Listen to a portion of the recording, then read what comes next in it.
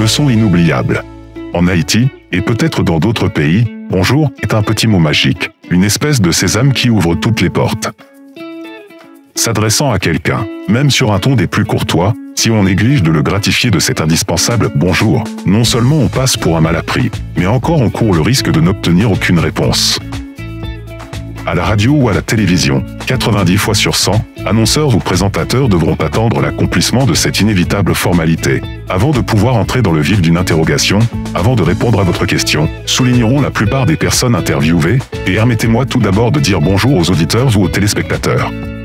Il y a de cela une cinquantaine d'années, m'étant rendu d'urgence dans un bureau de l'administration publique, je m'adressais en toute candeur et en toute confiance à un jeune employé au visage avenant qui, un roman policier de la série Noir en main, semblait se livrer à une passionnante lecture. Ayant rapidement choisi les termes les plus polis de mon distingué vocabulaire d'homme bien élevé, j'entamai ainsi ma prise de contact. Je suis vraiment désolé de vous déranger, monsieur. C'est au sujet d'une lettre que votre département m'a fait parvenir hier. Je m'appelle... Pas une syllabe de réponse, pas un hochement de tête pour m'encourager à poursuivre mes doléances, pas même un furtif regard de civilité. Rien. Un épais mutisme. J'aurais mieux fait de parler à un mur, ou à une chaise.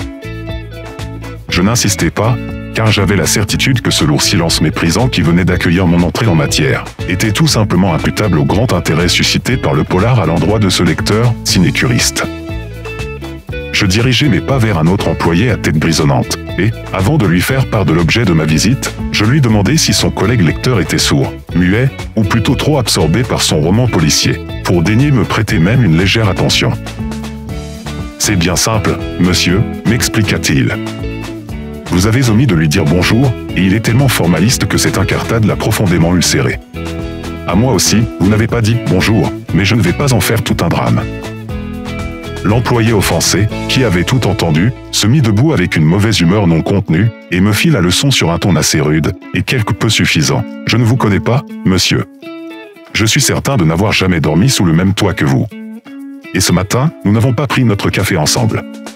Par conséquent, vous étiez tenu de me dire bonjour. Les principes les plus élémentaires d'une bonne éducation nous apprennent dès notre enfance que « bonjour » est utilisé comme une formule de salutation, et doit se prononcer avant toute prise de contact entre humains.